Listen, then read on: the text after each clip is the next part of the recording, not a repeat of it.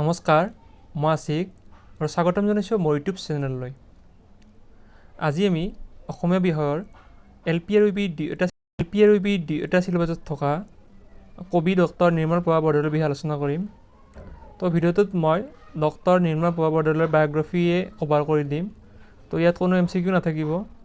এইখিনি আপোনালোক ভালদৰে চালে ইয়াৰ পৰা মই ভাবোঁ যে এক্সামত কমন থাকিব। তো ভিডিঅ'টো আৰম্ভ কৰিছোঁ।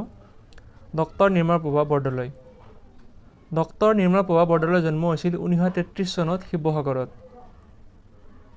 তেওঁ গুৱাহাটী বিশ্ববিদ্যালয়ৰ পৰা অসমীয়া বিষয়ত স্নাতকোত্তৰ ডিগ্ৰী লাভ কৰিছিল। তেওঁ 1958 চনত বি বৰুৱা মহাবিদ্যালয়ৰ অধ্যাপক হৈছিল। তাৰপিছত তেওঁ 1976 চনত গুৱাহাটী বিশ্ববিদ্যালয়ৰ অধ্যাপক হৈছিল আৰু গুৱাহাটী বিশ্ববিদ্যালয়ৰ পৰা তেখেতে অৱসৰ গ্ৰহণ কৰিছিল। ডক্টৰ নিৰ্মল প্ৰভা বৰদলৈয়ে 1983 চনত তেওঁৰ সুদীৰ্ঘ দিন আৰু ঋতু কাব্য গ্ৰন্থখনৰ বাবে সাহিত্য অকাডেমী বঁটা লাভ কৰিছিল। তো এইটো ইম্পৰ্টেণ্ট কুৱেশ্যন যে ডক্টৰ নিৰ্মল প্ৰভা বৰদলৈয়ে 1983 চনত তেওঁৰ সুদীৰ্ঘ দিন আৰু ঋতু কাব্য গ্ৰন্থখনৰ বাবে সাহিত্য অকাডেমী বঁটা লাভ কৰিছিল। তাৰপিছত 1991 চনত ডক্টৰ নিৰ্মল প্ৰভা বৰদলৈয়ে দুধনৈত অনুষ্ঠিত অসম সাহিত্য সভাৰ সভাপতি হৈছিল।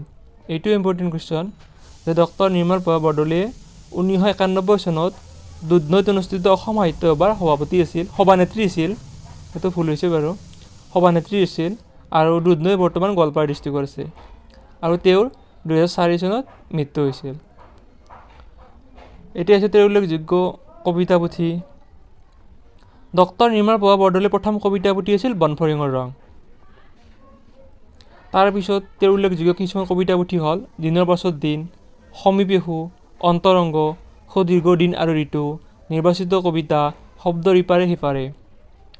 মই বিচাৰোঁ যে আপোনালোকে এইবিলাক স্ক্ৰীনশ্বট লৈ ল'ব, তাৰপিছত এইবিলাক নোট বনাই ভালদৰে বহীত লিখি ল'ব যাতে আপোনালোকৰ মনত ৰৈ যায়।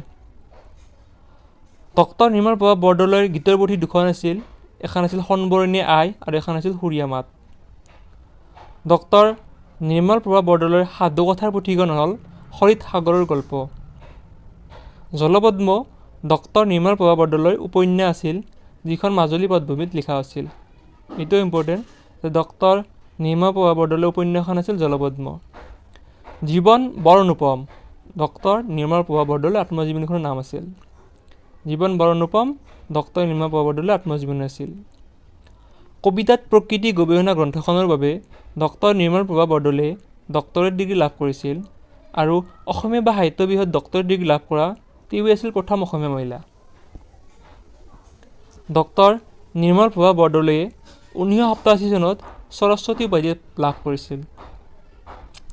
অসমৰ লোক সংস্কৃতি ডক্টৰ নিৰ্মল প্ৰভা বৰদলৈৰ এখন উল্লেখযোগ্য গ্ৰন্থ। দেৱী, শিৱ, সূৰ্য ডক্টৰ নিৰ্মল প্ৰভা বৰদলৈৰ গৱেষণামূলক বা তত্ত্ব সমৃদ্ধ গ্ৰন্থ। ডক্টৰ নিৰ্মল প্ৰভা বৰদলৈৰ কেইটামান চিৰসেউজীয়া গীত হ'ল সোণৰ খাৰু নেলাগে মোক, কি নাম দি মাতিম মাতিম তোমাক, জোনবাই বেজি এটি দে। তো আজি আমি অসমীয়াৰ ডক্টৰ নিৰ্মল প্ৰভা বৰদলৈৰ আত্মজীৱনী কভাৰ কৰিলোঁ।